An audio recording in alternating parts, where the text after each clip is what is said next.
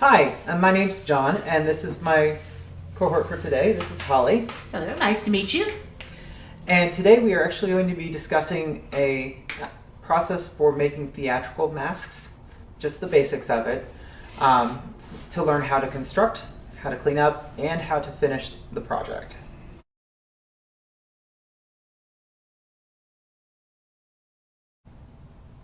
So, today we'll be talking about paper theatrical mask making. So when you often think of this type of item, it usually falls back to making paper mache masks with kids using flour and water and newspaper clippings.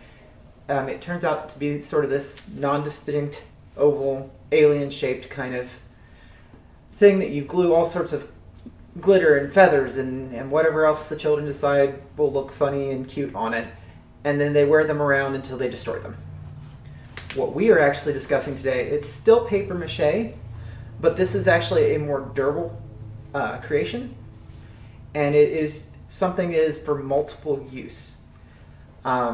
It's been done for several hundred years at this point, from everything from like Shakespearean theater all the way up to today, where we use it for things like cosplay.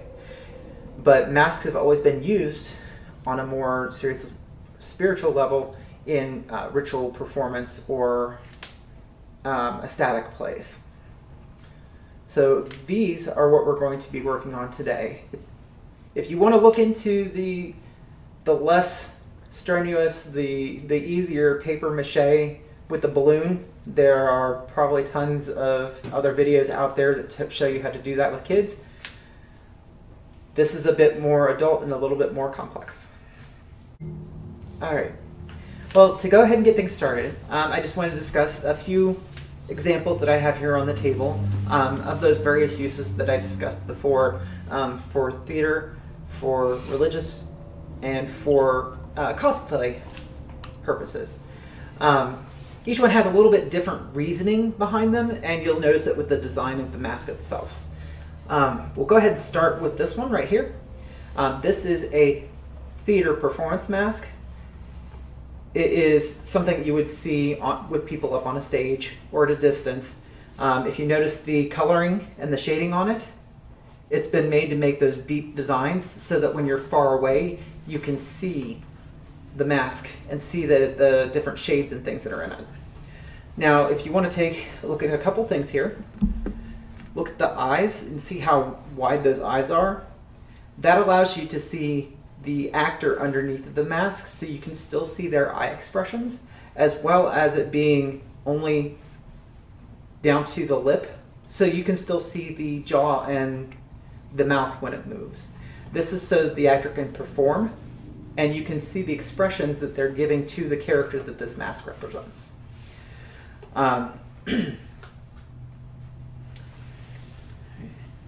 And that's characteristic one that you use for a stage performance.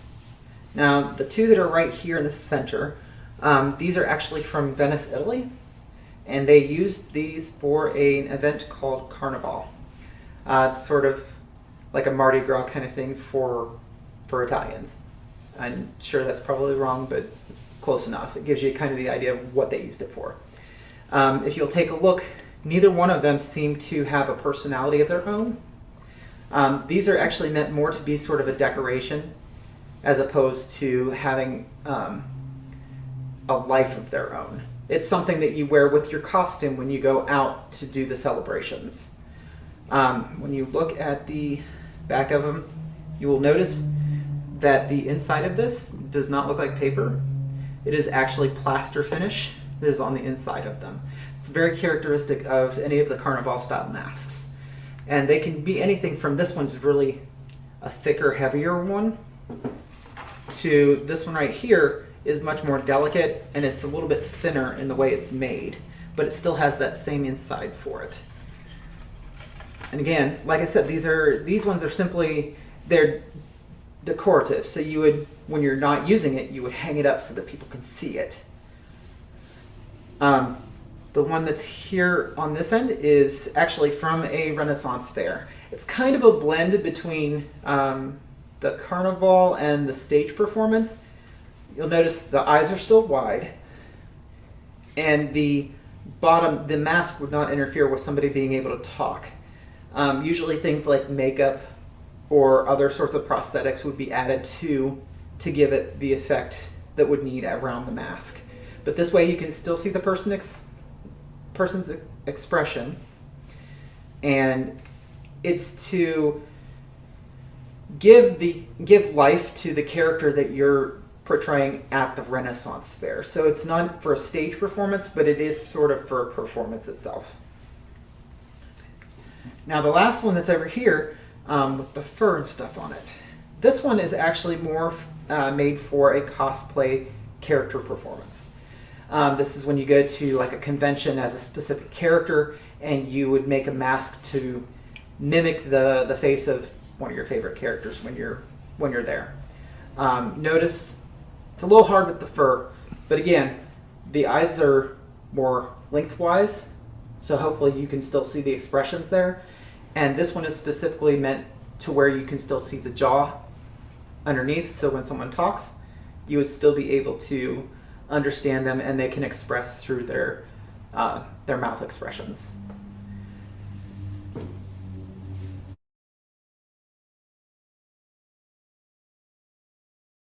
All right, in this section we're going to be discussing the supplies you're going to need in order to build your mask.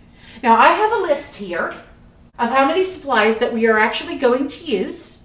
There are some variations you can do, and as long as you have something of an equivalent, for the most part, you're going to be fine using whatever's available to you. Now this list that we have here, and we're going to go ahead and put up a copy of that on the screen for you.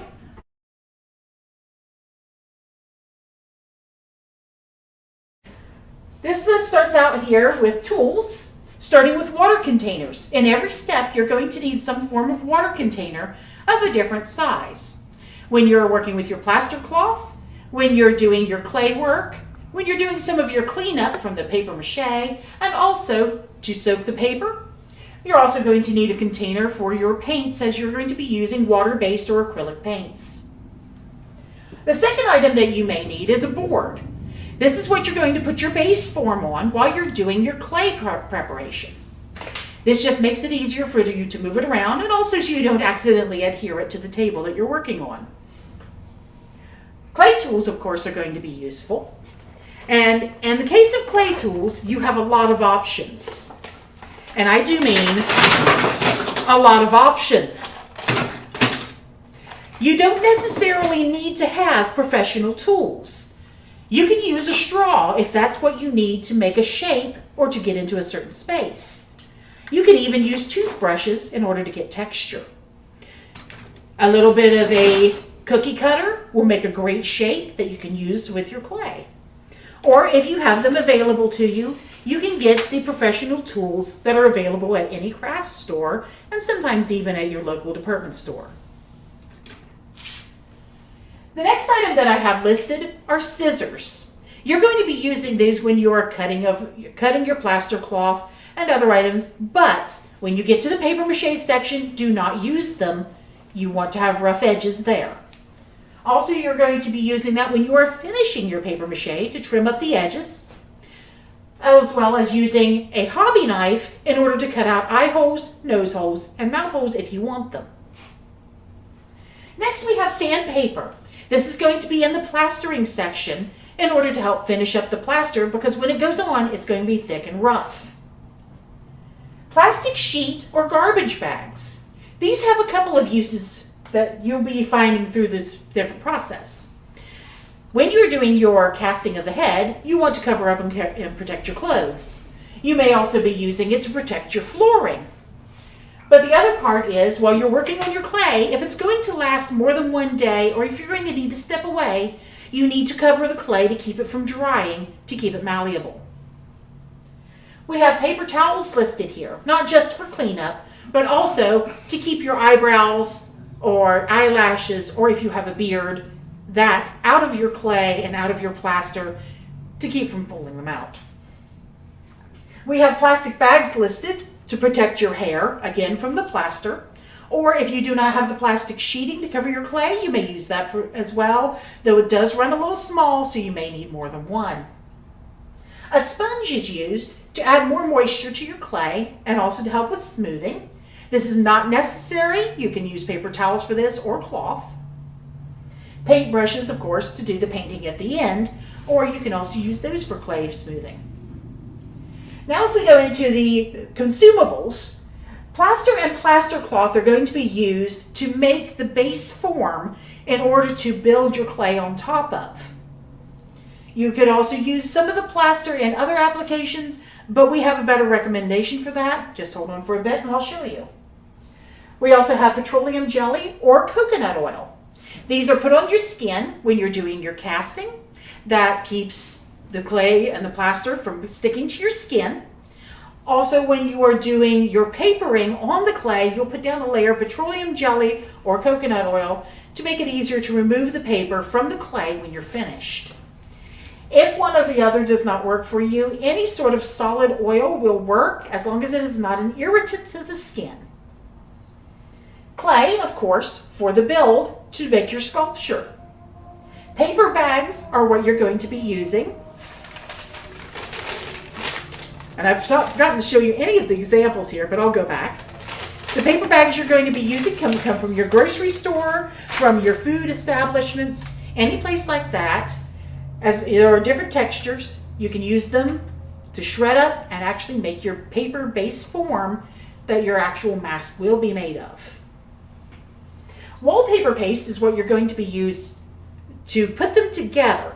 Now your wallpaper paste comes in large buckets most of the time. There are smaller ones and there are different brands. It does not matter what the brand is.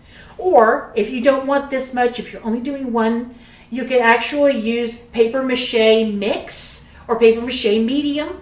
It is a glue-like material. You do not want to use an item like Mod Podge as it will dissolve in the process. Your mask will come apart. Spackle. Spackle that we usually use is the pink stuff. You know what the pink stuff is if you've used spackle before. It doesn't matter the brand, but if it's the one that goes on pink and dries white, you're going to know better when it is set and ready to be removed and sanded. Any brand will do with this one as well. Paint, of course, use acrylic or water-based paints. Spray paint to seal the interior. You're going to probably be using something like Rust-Oleum Krylon. If there is an equivalent brand, that is fine. You can use any kind you like. You just want something that is intended to keep water off the surface of what you're painting. Sealant. Any clear sealant will do. Avoid gloss. You want a matte or a satin preferably. Again, any brand will do. Epoxy. Two-part epoxies are fine, or something like E6000 or any of the other kind of epoxy glues, or even a super glue, because these are used to attach the bands to the back to hold the mask on. If you're not going to use a band, you can use it for whatever kind of hanging device that you want to use, or to add on your decorations. White elastic will go around the back of your head to hold on the mask. And of course decorations, which would include fur, feathers, jewels, or anything that you want to add on. Lastly, I have some optional items, like a drop cloth to protect your floors, fabric, which can be added in between the layers of the paper to make it stronger, or also you can add it on as a decoration, a turntable, so that you can lay your board on top of it and make it easier to sculpt your clay. The apron. If you don't want to throw your clothes away, I highly recommend some form of apron to keep everything off of you. You will be wearing it. There is no exception. This is the life of an artist. Wire will help make support for extra items like horns and ears that will come out further, such as this one back here that has the very long ears. You can run wire up through to help support those so they don't tear away. And of course, tape to hold down your plastic, or any other application you may just happen to need it for. You can always use tape.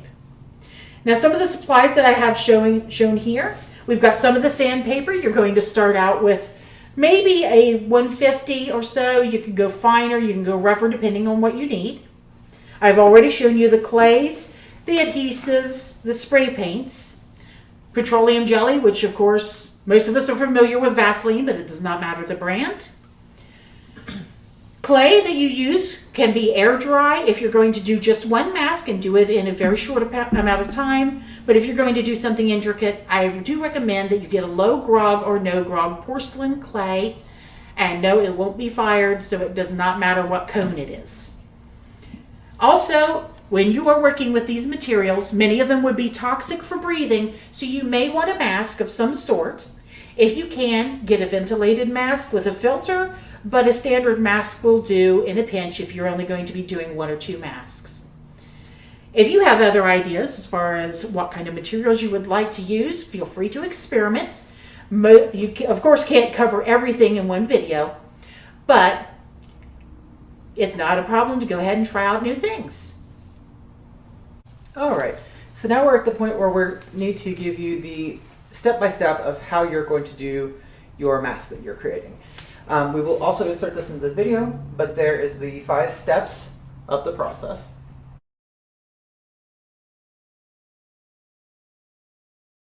Okay.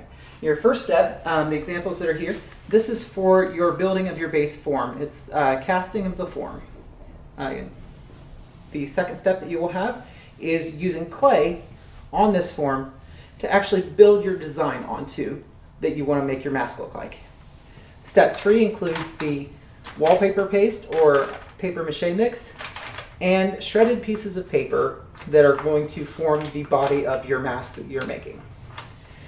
Your fourth step is going to be applying spackle onto the newly made mask to fill in holes and cover cracks and make you have a nice flat surface, and then sanding it back off so that it fills in where it needs to, but you don't have a lot of excess still on the mask. Final is when you go to seal the inside, seal the rest of the mask, and then you apply your paints and your decorations and whatever else you're going to apply to it.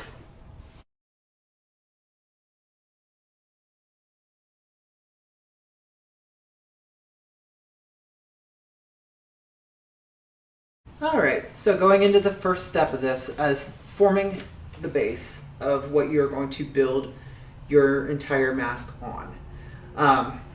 For me, I've been doing this a while, so I have a couple of these laying around here. But for those who haven't done it before, we're going to go ahead and kind of point out just the rough of how to do it. Now, the first thing you'll want to acquire are these plaster strips. You can get them at any craft store, but they look kind of like a bandage, like a rolled bandage that has plaster on it. And what you're going to use this for is to actually form a shape of your face so that the mask you build fits onto your face later on. So the things you'll want to have, your plastic bags and your plastic cover, because it's going to get messy. You want to have your oil, whether it's Vaseline or petroleum jelly of some sort, or if it's the coconut oil or whatever your solid oil is that you're going to use, because that is going to be applied onto your face. You want paper towels because A, it's messy, and B, there's another use for those as we go through here.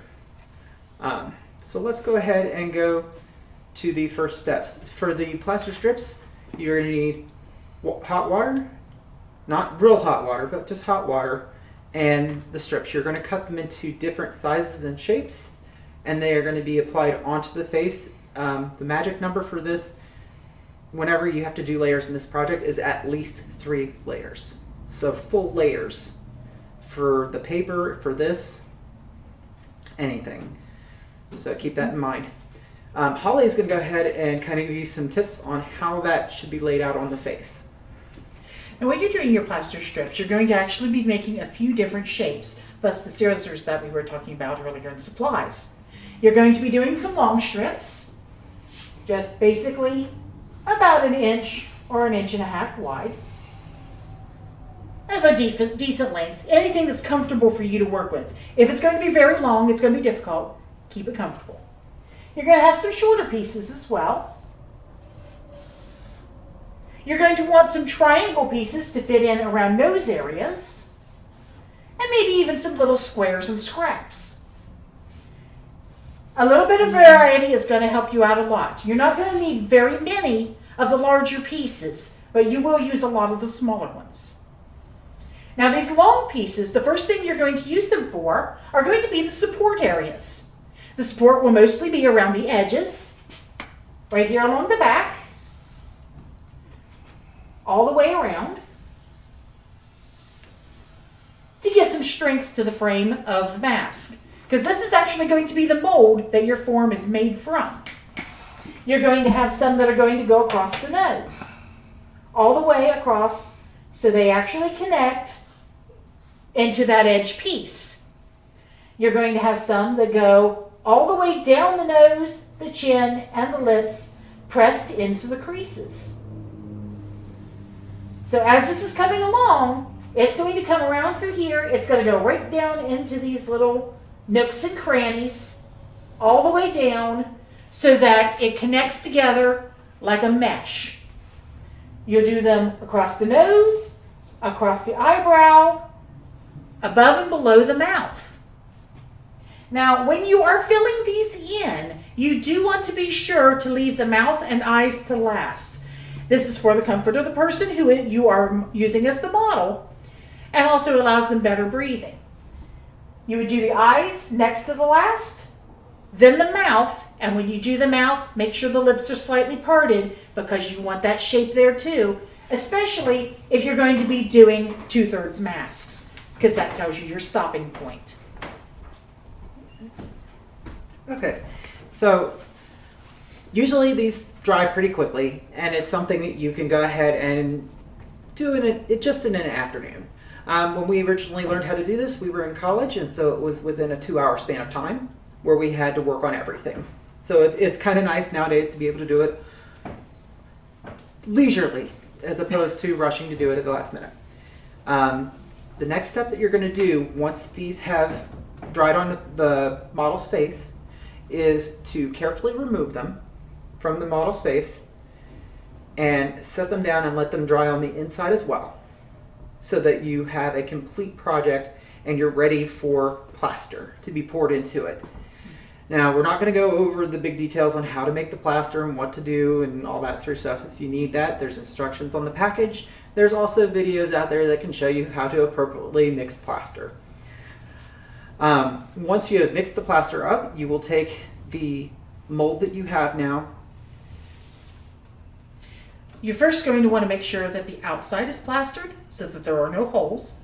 And it's also got a stable surface, because when you finish this, it's going to be laying like this on its nose in order to pour it.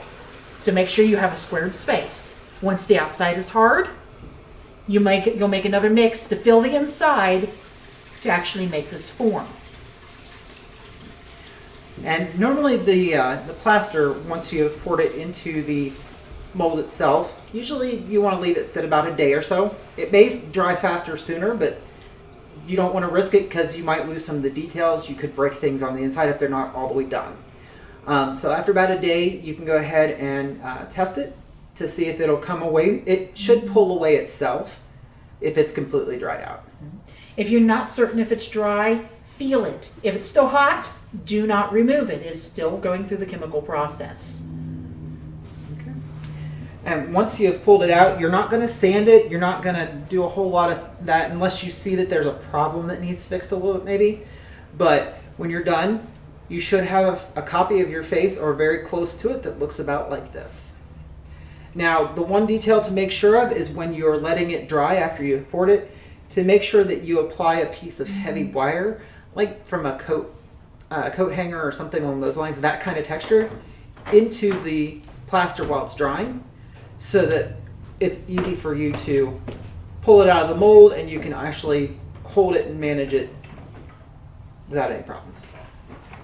One other thing you're going to want to do before pouring that liquid into the mold, make sure to apply some more petroleum jelly to the mold itself, so that the plaster of the mold doesn't stick to the plaster of the actual form. That'll also help you get it released.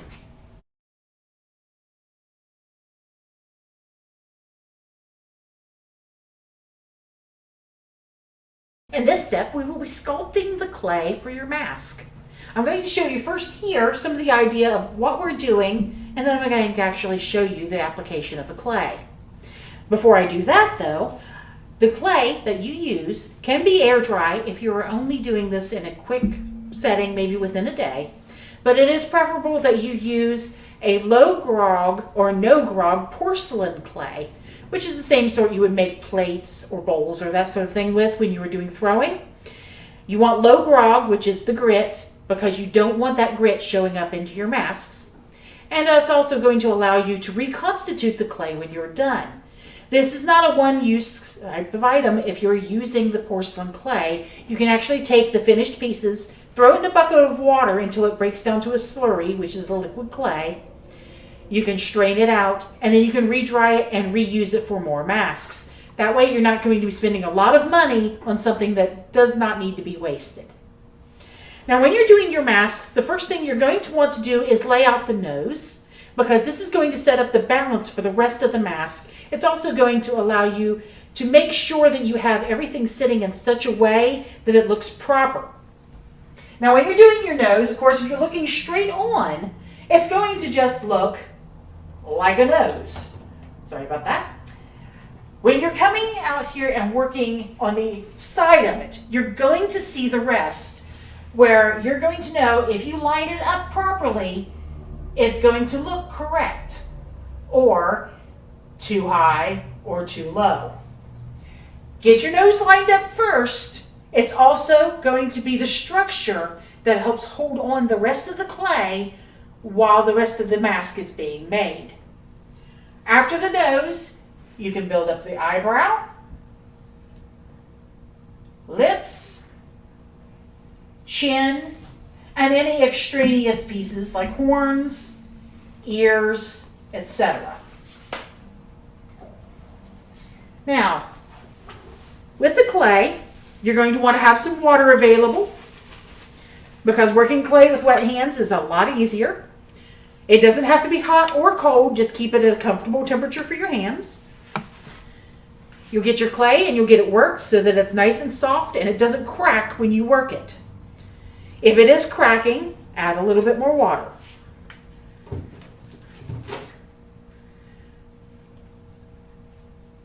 Do not be shy with the size of the nose. It is an exaggeration, it is a mask. If it looks like there's too much, you can always shave it off. I'm going to start out giving it a little bit of shape. I don't care if it's lumpy. I just want the rough size for what I want. And then I'm going to set it in. You will not have to score and wet the way you do a fired clay. Your main concerns here are to get it on the form and make sure that you still have clearance for your eyes so that you can see out.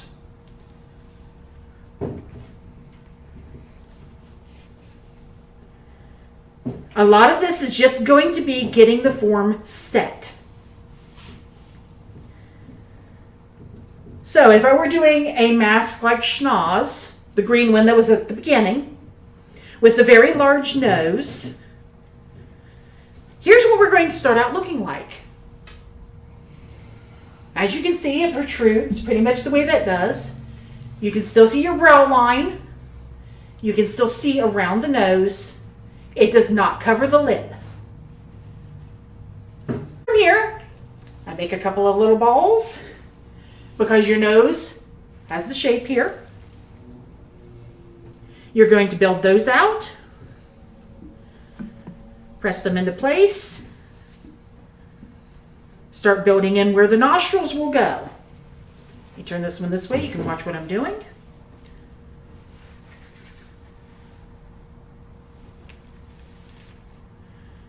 Pressed in, and start shaping that nostril. You can use a tool if you need to. And the nostrils can be pretty deep because you will be drilling those out so you can actually breathe. And you can start that shape in this form here. I am not removing the clay that is coming down below. I'm keeping this here because you want a full coating over all of the plaster when you're finished before the paper goes on.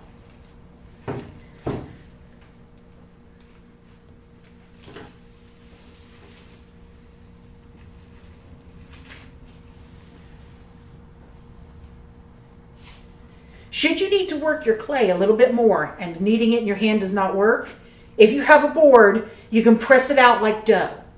The same movement, roll it back, press with the heel of your hand. I don't have a board here. I will not be doing that, as I will end up destroying this table. It does take a lot of pressure. If you're working with a standard air dry clay, a softer one, you may not need to do this step. All right, to take up the brow, I'm making a nice big snake.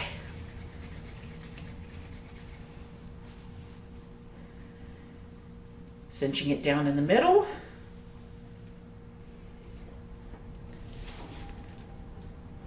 You want to work quickly at this stage. It does not matter if it is not perfect. Perfection comes later. In the smoothing stage, you will make your details and your textures.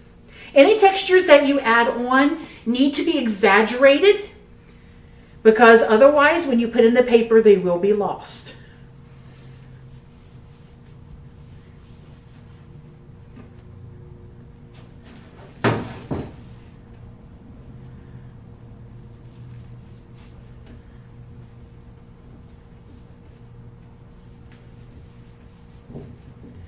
And you can see already the sort of character that this is going to build into being.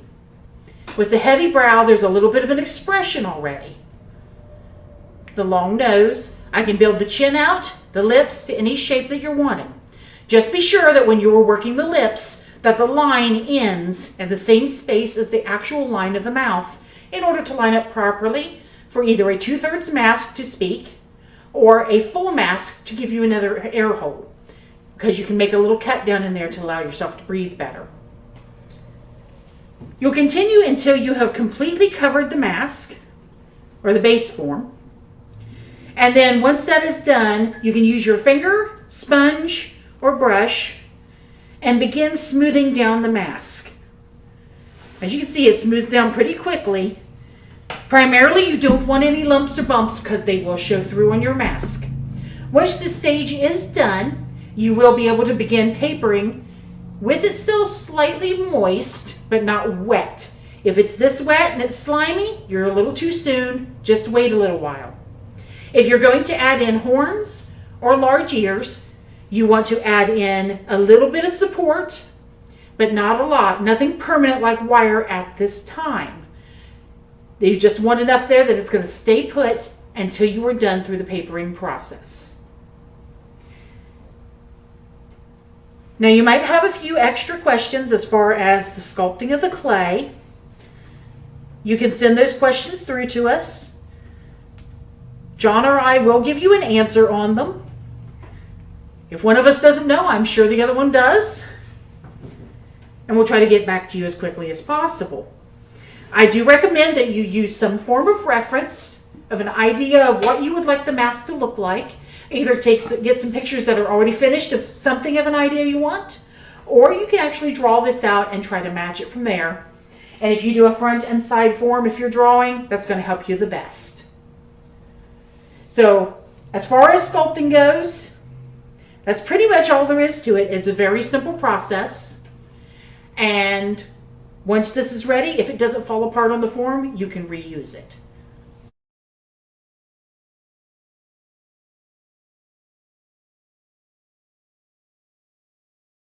In this section, I'm going to be showing you how to do the paper forming for your mask. The paper is the actual mask itself before the preparation. So this part is important that you get it on smooth and get it on correctly. As mentioned before, you want to have a minimum of 3 layers. Depending on the thickness of the paper that you're using, you may actually need up to 5. If you go too many layers though, it can get too thick, too heavy, and can cause it to warp. There are different grades of paper you can use. Typically, a grocery bag will do the job. It's got the right amount of paper to adhesive, and it is easy to work with. You can get bags from your local food establishments. They are a little bit thinner. They will go into the creases a little bit better. There are also some medium weight bags that you can get. just depending on where you're getting your bags from. And for the most part, you're going to get them for free when you're getting your ordinary groceries or meals. You want to make sure that there are no strings, no staples, and any of these seams and straight edges have to be torn out.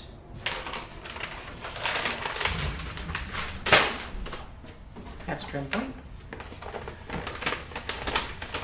To prep the bag, you simply tear. If there's feathering, that's perfect. That's what you want. And as mentioned before with the plaster, you're going to need the long strips, medium strips, triangles, and squares, pretty much of the same sort that you had when you were doing the plaster cloth.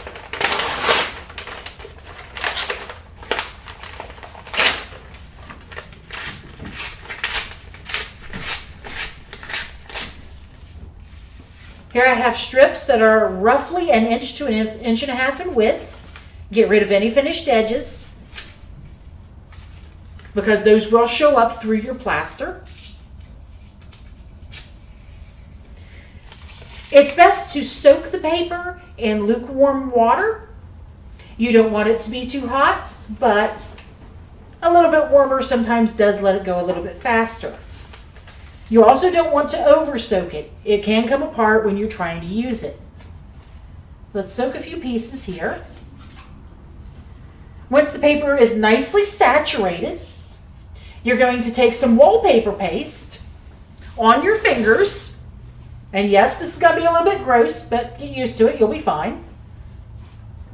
Just a little bit on your fingers. Coat the paper. And when it gets a nice slimy consistency, it will be ready to put on. You are coating both sides. Prior to putting this on, I have put some Vaseline on the form. Just a very thin layer. You don't want any clumps, lumps, or wrinkles there either. And that's just going to allow it to come off once it dries. Just like the illustration shows, I'm going to start by supporting it around the edge. Make it as smooth as possible. If there is a spot that wants to wrinkle, you can fold it over, or you can actually snip it so that it lays flat. Strip off the excess water. Repeat the process all the way around the form. Don't rush your layers.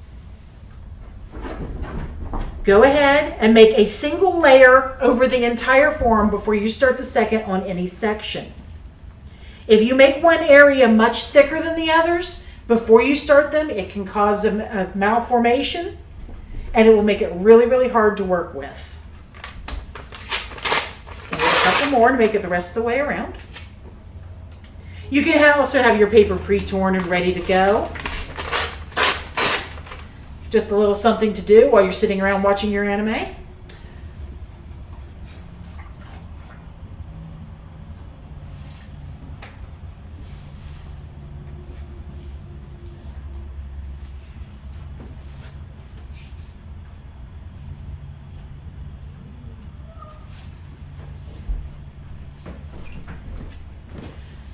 All right, and this one will connect the rest of the way around.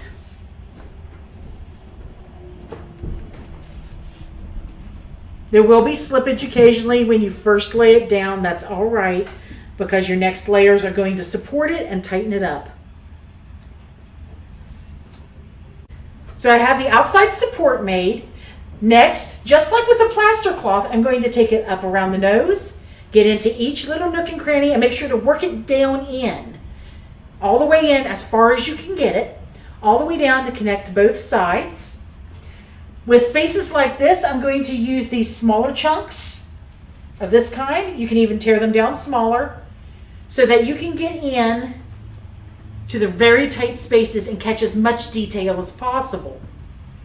It doesn't matter if you can see the pores of the skin. It does matter if you can get that crease so that when you put this on and cut out the eye sockets, it will still lay smooth.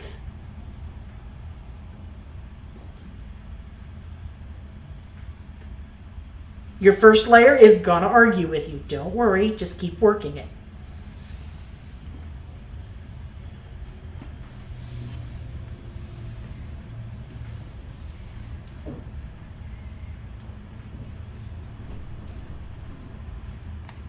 There are going to be some wrinkles showing.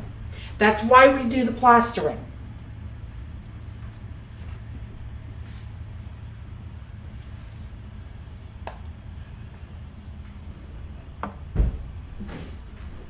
You'll continue like this until you have coated 3 times on the entire mask. After that is done, allow the mask to dry. If at all possible, allow it to dry naturally. It may take a couple of days. It may only take a few hours depending on the temperature and also how much humidity you have where you're at. It's not recommended that you rush the process by putting it in the oven, but if you absolutely need to, a low temperature oven or a hair dryer is fine. Avoid using a heat gun as it can catch on fire. And it's also going to make things want to come apart as well. Once all of your layers are done, everything has dried, you should be able to lift the paper off of the mask using the handle on the back so you can get a hold of the form. Your mask may pull the clay away. That's fine. You'll just need to go in and clean it out. If it doesn't, you can, if the clay hasn't cracked, go ahead and make a second mask on it. When you have finished doing this, you will do an edge. Finish this out all the way around so that it's nice and neat. Cut out the eyes, the nose, mouth area, and any other cuts you want. And then all you'll do is a little bit more of the same paper, fold it over the edges to get a nice clean finish. Once this is done, we'll be moving on to sanding and spackling.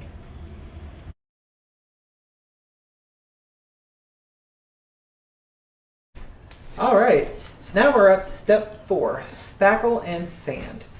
Now in the last step, we went ahead and put the paper strips onto our clay form in order to create the mask itself. You have to let that dry, of course, for a few days. It's best to let it dry for a few days. I've found that if you try to rush it any faster, you start having lots of problems. But once you get down to it, your finished product should look something like this. And if you look on the inside, of course, you don't see any of those rough edges because your mold has actually given it the correct shape. Now, one of the things that hasn't been done yet on this one is the finishing edge, where you take a long strip and fold it across and with wallpaper paste so that it finishes the edge up nice and tight so that it won't come apart later. Like along this edge right here, there's some that's already coming apart. That would fix that right there. Okay? So the next step that you're going to do then is you're going to apply the spackling onto the finished paper mask in order to give the surface a smooth texture. Right? This have places like on this part right here where there's obviously a ridge. That's going to be really important for making the mask look more uniform. Right? So of course, your spackle, when you look at it, this is actually like a light pink color. This is the best to use for the simple fact that you'll know when this is ready to be sanded because it'll turn pure white. So, and one thing is to not worry about having too much on it when you first start out because you're going to sand it down and you want to have plenty of it, especially for these places where you have the rough edges that need to be hidden. So we'll just put a little on this since I know it's a problem spot on it. That way we can kind of show you what's going to happen with it. So as you can see, that ridge has enough spackle on it now to make it even. And what's going to happen is I'm going to smooth it out right now to make sure that that's covered appropriately. All right? And then once this dries, it will come out to be, I'll be able to sand over that particular spot. Now, if I sand it too far and it kind of ruffles the paper up or it tears the paper, you can always go back in with more of your wallpaper paste and your water and try to repair it that way, just as long as it reseals the paper. Okay, so once your product has completely dried, you will want to, you can take a look at it, you can see how it's really rough and there's some very thick patches on it, but it's obviously white and it's obviously dried out. So your next step that you're going to use is the sandpaper to take a lot of that spackle back off down to where you can start to see the paper again, but to where it leaves you with a nice smooth outside to your mask. Now always, when you're doing anything with plaster, you always want to put on a mask because you don't want to get those particles and stuff in your lungs while you're trying to do things. Makes for a very unpleasant evening. So, take your sandpaper and kind of fold it so where you have a good hold on it. And we'll go ahead and start on this side right here. You're actually going to make sure that you're sanding down quite a bit. That's why we put so much onto the project beforehand, so that any of those rough edges that you start to encounter, you can go ahead and work out.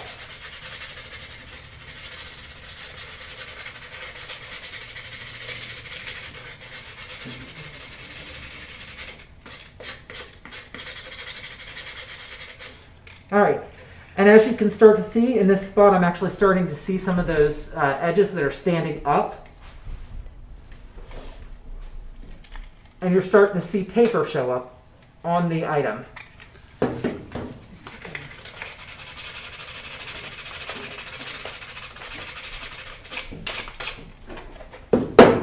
That might be a little bit more visible for you, but that's what you're looking for when you're doing your sanding. You don't want to get down to where you're ripping the paper up, but you definitely want to get to where you're starting to see that. And you'll do this all the way across, all the way through your project. I went ahead earlier and I kind of worked this side just so you can have an example of what you're actually looking for with your sanding.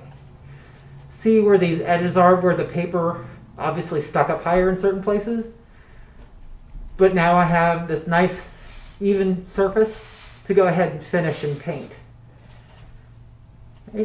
Usually the sanding is one of your more important parts in your project, just simply for that fact that you don't want to have all those edges, you don't want to have places where paint and stuff will get into the mask itself, because that can break up how your sealant goes on as well. Right?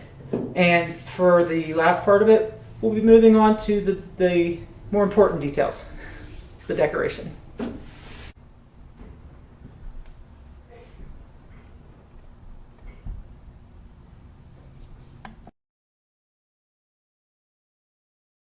All right, and let's go ahead and round out everything and get over to step 5, which is painting and decorating of the mask that we've taken all this time to make.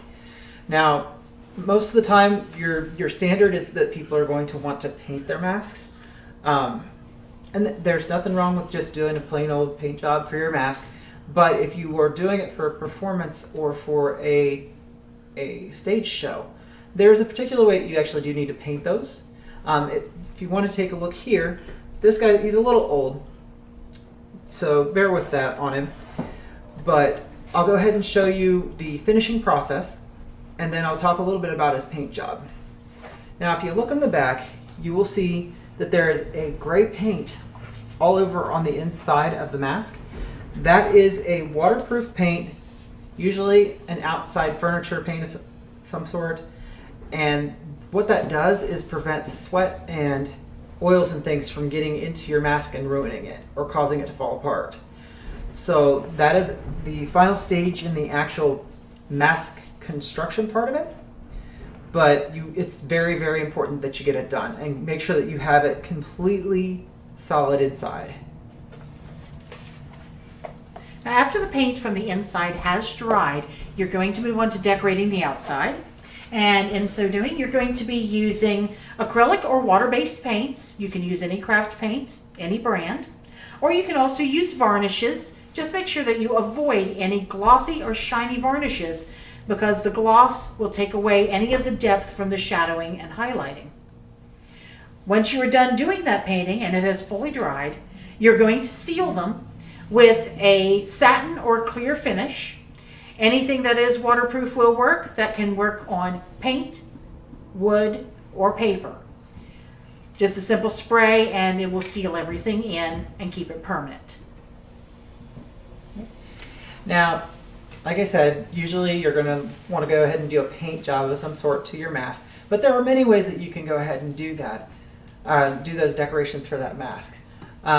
Using fur, as with the cosplay model that's over here, using feathers, which you'll see on this guy right here. He actually used to have large feathers that stuck out the back, probably went up to about here, and then he had this small furry fuzzy trim that went around it. You can, and with just a very basic paint job. You can use stones, you can use glitter, you can use feathers, fur, you can use dirt and sand if you can get it to work right. Like you can give yourself a granite or stone texture. There's a number of ways that you can actually accent and design these masks based on whatever you need. Now, when you do come back over, this guy right here, his paint job looks a little bland, looks a little plain, and it's perfectly fine. But if you're wanting to actually have a theater or a visual that is good at a distance sort of mask, then there's a particular type of paint job. It's a little bit different than normal, and Holly's going to go ahead and describe that with these two masks right here. Now these two masks are actually done with a theatrical paint job. When you are wanting to do a certain color or flesh tone on a mask, you do not actually paint them in those colors. As you can see with this one, he's supposed to read as a dark flesh tone, but the base color is a medium color of purple. The highlights are actually done in the flesh tone to bring out that color, and the shadows are done in a darker purple. When you're wearing this on stage, it's going to read as a dark flesh tone. Similarly, I have this latex mask painted in the same way. It is sculpted in the same way these are. It's just a mold is made instead of doing the paper. So the paint job is done in a very similar way. The base is done in black to bring out the colors. Over that, I've got a medium green tone for this general color. The shadows are actually done in red, and it has blended down with that green. It does not read as red, it just reads as shadowing, with the highlights done in yellow to bring the light to him. Any metallics are just dry brushed on, and they're not done solid because it lets the black show through and give depth to the mask. If you are doing a cosplay style mask, shadowing and highlighting is not necessary depending on the materials you are using. With a fur mask, it will shadow itself in its lighting, and a smoother mask, you're going to be up close, so you want to have your colors as close to reality as you can. All right, and this your last detail for your construction. So if you look on the back of the mask here, you will see the elastic strap that is used to hold the mask onto your face. When you are normally looking at it, you'll want to look where the eyes are, and that's where you're going to take and use your super glue or other adhesive to attach that elastic band onto either side of your mask. Make sure to measure out around your head to make sure that the band fits tight, because you will want the mask to sit on your face without a lot of movement.